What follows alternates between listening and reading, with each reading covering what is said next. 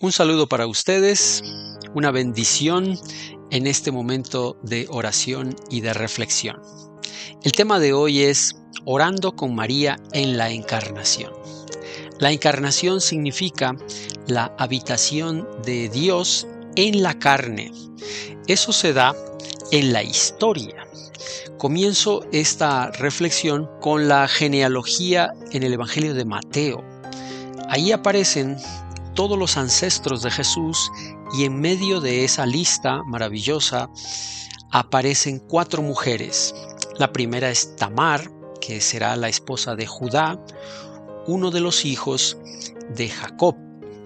La segunda es Rahab, que será la mujer en la entrada de Jericó cuando los israelitas van a conquistar la tierra prometida. Ella habla de la compasión. Ruth es una extranjera del país de Moab, que será la nuera de Noemí, la esposa de Booz, y también está en la línea de ancestros del rey David. La cuarta es Betsabé, que también es una extranjera, ellos son 4 mujeres extranjeras. Betsabé será la esposa del rey David y la mamá del rey Salomón. El culmen de esas 4 mujeres es una quinta mujer que es María de Nazaret. Ella recoge la promesa de Jesús como hijo de Abraham y Jesús como hijo de David.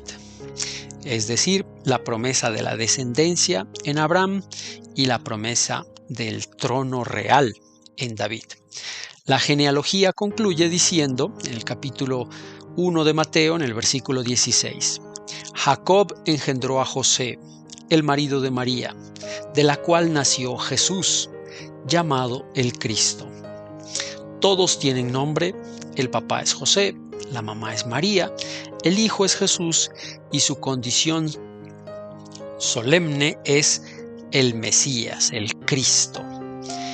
La primera presentación de Jesús es la de la familia paterna que aparece en el Evangelio de Mateo. En este Evangelio, el protagonista es el Espíritu Santo. Inicia el capítulo 1, termina la genealogía y en el versículo 18 aparece el Espíritu Santo. El nacimiento de Jesucristo fue como sigue.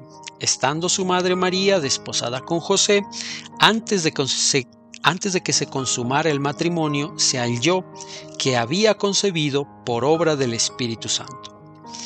En el versículo 20, pero mientras pensaba en esto, he aquí que se le apareció en sueños un ángel del Señor diciendo: José, hijo de David, no temas recibir a María, tu mujer, porque lo que se ha engendrado en ella es del Espíritu Santo. José es un hombre justo y la manera como Dios se comunica con él es en sueños por medio de un ángel. El ángel le dice que se debe casar con María, el ángel le dice que debe huir a Egipto para escapar de la persecución del rey Herodes, que está matando a los primogénitos. Y el ángel vuelve nuevamente y le dice a José cuándo debe regresar a la tierra de Nazaret. Ese movimiento de José por medio del ángel nos pone a nosotros en la disposición de orar siempre. Orar siempre identificando la manera como Dios nos habla.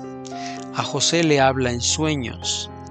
A nosotros nos habla de una manera particular y debemos identificar esa manera. En el Evangelio de Mateo se habla de los hermanos y las hermanas de Jesús. En el capítulo 13 pregunta a la gente de Nazaret: ¿no es este el hijo del carpintero? ¿No se llama su madre María y sus hermanos Santiago, José, Simón y Judas? ¿No están todas sus hermanas con nosotros? ¿De dónde pues saca éste todas estas cosas? Las hermanas de Jesús viven en Nazaret. María y sus hermanos viven en Cafarnaúm, en otro pueblo, y ahí es donde lo encuentran. En Cafarnaúm también vive Pedro. La visión entonces del Evangelio de Mateo es: el Espíritu Santo guía la familia paterna de Jesús, que es la que viene de José. En el Evangelio de Lucas, la familia que se presenta es la familia materna de Jesús. Está Zacarías, está la prima de María, que es Isabel, y el protagonista en el Evangelio de Lucas también es el Espíritu Santo. Inicia en el capítulo 1, versículo 15. Porque él será grande delante del Señor, no beberás vino ni licor, y será lleno del Espíritu Santo, aún desde el vientre de su madre. En el Evangelio de Lucas también aparecen ángeles. Está el ángel Gabriel, que habla con María en la Anunciación. Está el ángel que habla con Zacarías. Pero el Espíritu Santo sigue siendo el protagonista. Capítulo 1, versículo 41. Y aconteció que cuando Elisabet oyó el saludo de María, la criatura saltó en su vientre, y Elisabet fue llena del Espíritu Santo. Nuestra oración, contemplando el Evangelio de Lucas, es la contemplación de nuestro cuerpo como templo físico y espiritual del Espíritu Santo. Los vientres de María y de Elisabet dialogan por medio del Espíritu Santo. Más adelante, en el Evangelio de Marcos, el tema es el discipulado. María, que ha sido presentado como la esposa de José, como la madre de Jesús, ahora es presentada como la discípula. Dice el Evangelio de Marcos en el capítulo 3, el versículo 31 en adelante. Entonces llegaron su madre y sus hermanos, y quedándose afuera, le mandaron llamar. Y había una multitud sentada alrededor de él, y le dijeron: He aquí tu madre y tus hermanos están afuera y te buscan. Respondiéndoles él dijo: ¿Quiénes son mis madre y mis hermanos? Y mirando en torno a los que estaban sentados en círculo a su alrededor, dijo: He aquí mi madre y mis hermanos, porque cualquiera que hace la voluntad de Dios, ese es mi hermano y mi hermana y mi madre. Es decir, nosotros somos hermanos y hermanas de Jesús cuando cumplimos la voluntad de Dios. Y al cumplir la voluntad de Dios, efectivamente nos hacemos en discípulos y discípulas del Señor. El siguiente evangelio es el Evangelio de Juan. Aquí no se nombra el nombre de María, se habla de la madre de Jesús, y Jesús habla de ella como mujer.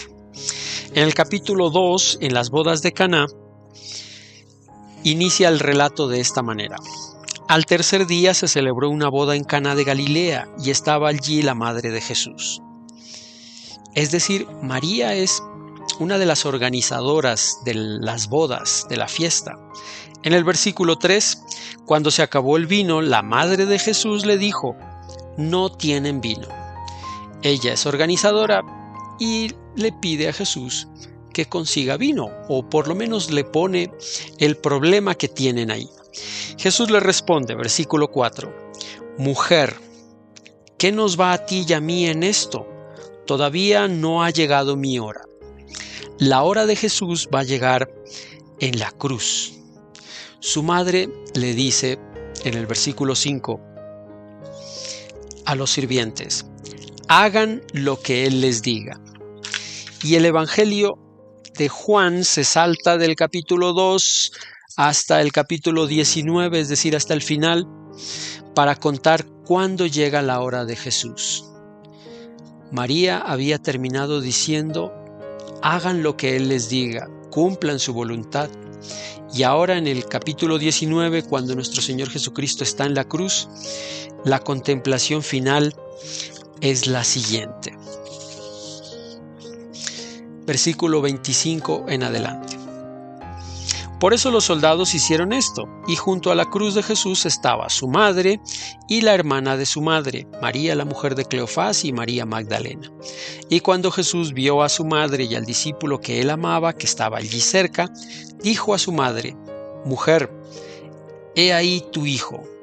Después dijo al discípulo: «He ahí tu madre». Y desde aquella hora el discípulo la recibió en su propia casa.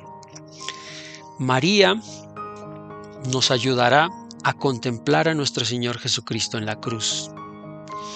Nosotros recibimos un mandato del Señor: llevarnos a María a nuestra casa como madre. Y por una razón, porque ella en nuestra casa hará lo mismo que hizo en las bodas de Caná. Nos va a dar la bendición, es decir, conseguir el vino, la bendición que necesitamos en nuestra vida, y nos va a decir incesantemente: hagan lo que Él les diga. Es decir, la oración que hacemos junto a María es la oración que necesitamos para saber cómo llegamos delante de nuestro Señor Jesucristo en la cruz y cómo nos disponemos para cumplir la voluntad de Dios. El siguiente grupo de libros es el grupo de las cartas de Pablo. Pablo no habla de María, solamente en la carta de los Gálatas, en el capítulo 4, versículos 4 y 5, dice lo siguiente: «Pero cuando vino la plenitud del tiempo, Dios envió a su Hijo, nacido de mujer, nacido bajo la ley, a fin de que redimiera a los que estaban bajo la ley, para que recibiéramos la adopción de hijos». Pablo sabe que Jesús ha nacido de una mujer. María, que había sido llamada madre, esposa, discípula, ahora es llamada mujer. Jesús la llama mujer. Pablo dice: Jesús es un ser humano nacido de una mujer, en la fragilidad humana, en la posibilidad humana. Nacido bajo la ley es sometido a la tentación. Nosotros también hemos nacido de una mujer y estamos sometidos a la tentación del pecado. Y dice Pablo, a fin de que redimiera a los que estaban bajo la ley, para que recibiéramos la condición de adopción de hijos. Contemplar a nuestra Madre María en la encarnación también nos dispone a contemplarnos a nosotros en la condición humana de la tentación y en la condición humana de recibir la redención por medio de nuestro Señor Jesucristo. Es decir, nuestro Señor Jesucristo en nuestra realidad humana, en nuestra encarnación, nos va a transformar en hijos de Dios. Y esta oración la tenemos que hacer una y otra vez incesantemente. El siguiente libro es el libro de los Hechos de los Apóstoles, en donde en el evento del Pentecostés se habla de María Madre en oración con nosotros. Dice el capítulo 1 en el versículo 14. Todos estos estaban unánimes, entregados de continuo a la oración, junto con las mujeres y con María, la Madre de Jesús, y con los hermanos de él. El nacimiento de la iglesia es el nacimiento de una comunidad de hermanos y hermanas en oración. Y así nos mantenemos nosotros hasta el día de hoy, orando unos por otros. Que nuestra Madre María nos acompañe y nos ayude a orar. Que el Espíritu Santo que la habita a ella desde su vientre, en su corazón, sea el Espíritu que nos habita a nosotros en nuestra realidad humana y en nuestra comunidad.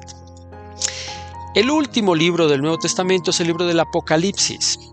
Ahí la imagen que contemplamos es la imagen de la iglesia en el mundo. En el mundo hay peligros, hay amenazas.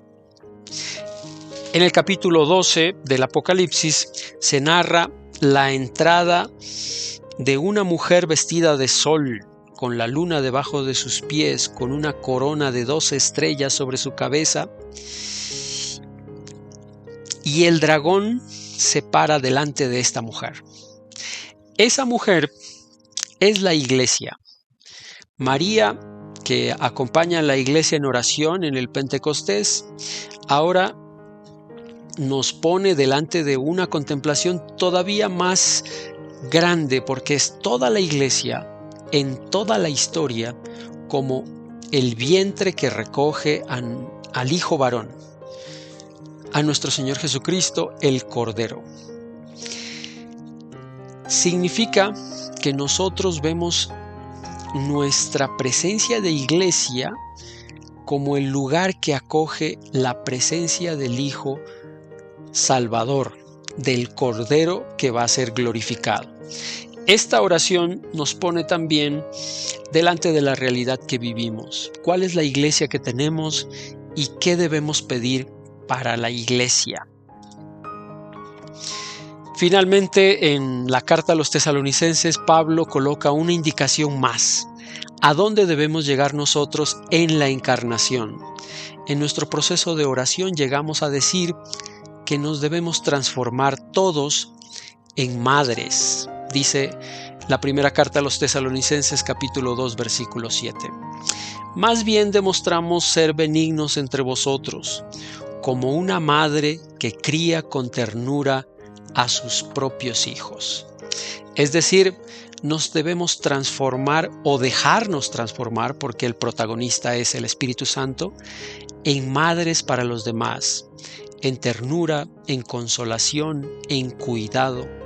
Es una obra del Espíritu Santo. Por último, quisiera insistir nuevamente en la oración, la constancia en la oración. Solemos rezar el rosario, solemos tener muchas oraciones en las que nuestra Madre María nos acompaña. El Evangelio de Mateo llama la atención sobre las oraciones repetitivas y dice, el capítulo 6, versículo 7, al orar, no uséis repeticiones sin sentido, como los gentiles, porque ellos se imaginan que serán oídos por su palabrería. La palabrería significa repetir cosas que uno no entiende, repetir palabras que uno no sabe por qué ni para qué.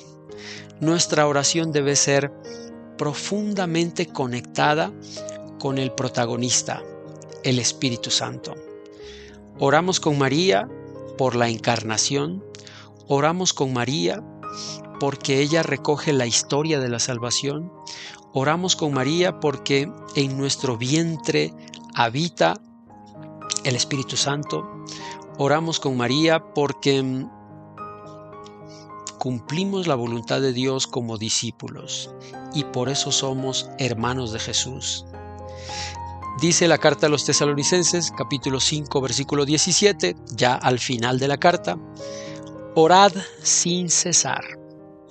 Insiste San Pablo en la carta a los Romanos 12:12, gozosos en la esperanza, sufridos en la tribulación, constantes en la oración.